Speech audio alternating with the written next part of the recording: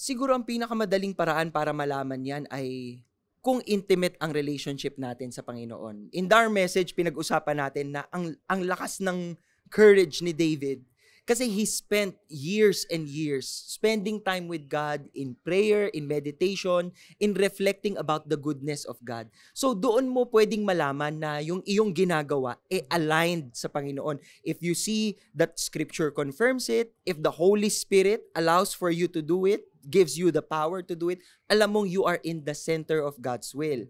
Pero oras na lumabas ka sa standards ni God, alam mo ring hindi mo siya kasama dyan. So, kapag ganun po ang nangyari, tumigil muna tayo, mag-align ng puso kay Lord, sabihin, Lord, align my heart to you because I don't want to move or I don't want to go kung saan wala ka doon. Samahan mo po ako.